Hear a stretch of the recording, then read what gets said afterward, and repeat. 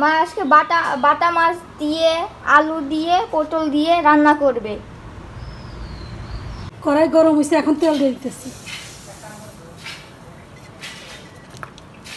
তেল গরম হয়েছে, পেঁয়াজ দিয়ে দিচ্ছি।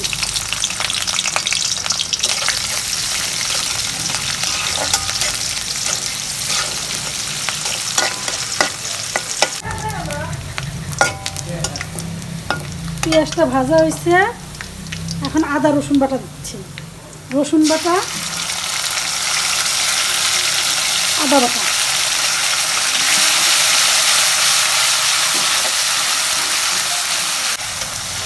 আদা রসুন ভাজা হয়েছে, এই যে সব মশলা দিয়ে দিচ্ছি। কী কী মশলা? হলুদ, মরিচ, ধনিয়া, লবণ।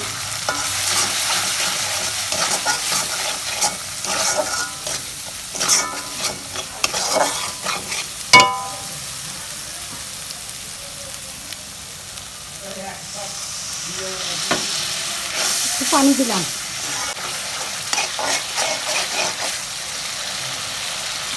মশলাটা কষানো হয়েছে, এখন এই যে মাছ দেখতেছি। মানে কাঁচা মাছ কষা উঠা রাইখে তারপর পটল কষাবো।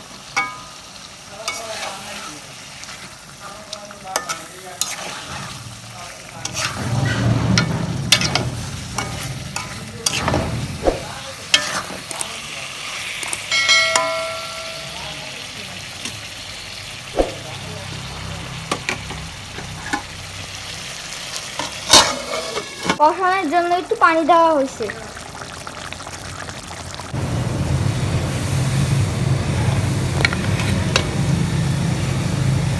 মা এখন মাছ উঠাই নিতেছে। মাছটা কষায় নিলাম, এখন উঠাইতেছি। আমি যে আলু পটল কষাবো।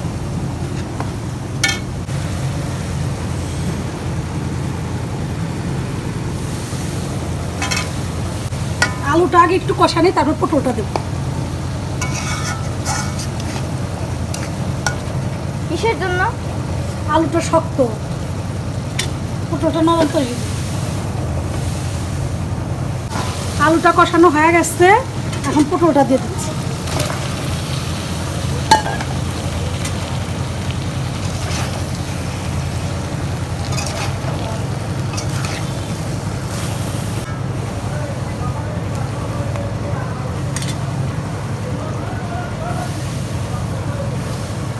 আর একটু কষানো হবে, তারপরে পানি দিয়ে দেবো।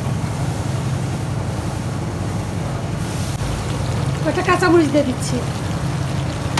এখন এই মাছ দিয়ে দিবা। আর একটু কষানো হলে পরে যে পানিটা দেবো, দেওয়ার পরে মাছটা।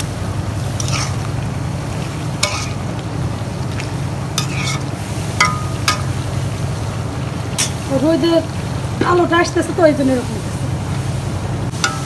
পটল সেদ্ধ হয়ে গেছে, মা এখন মাছ দিয়ে দিবে। পটল কষানো হয়ে গেছে, এখন এই যে পানি দিয়ে দিতেছি।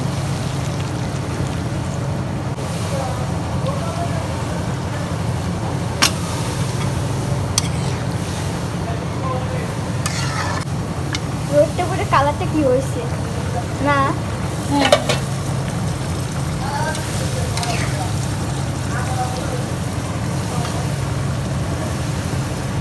তরকারিতে বলক উঠে গেছে, এখন এই যে মাছটা দিতেছে।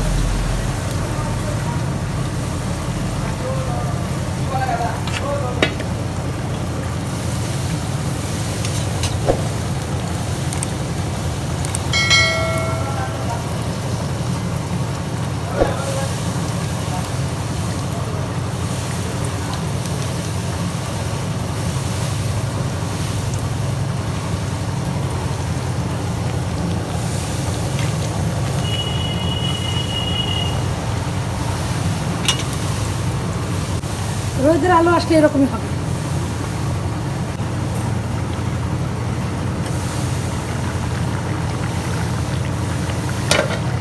এই যে এখন একটু রোদটা হালকা কমছে।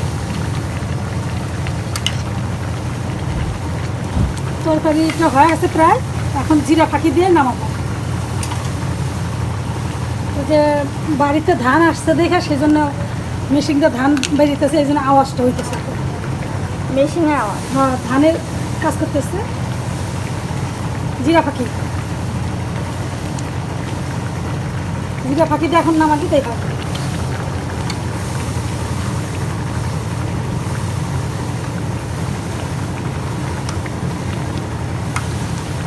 আমি ঢেকে দিবে। একটু জিরা ফাঁকিতে ঢেকে দিই, দিলি পারে না সেনটা সব তরকারি মধ্যে যাবে। তারপরে নামাবো।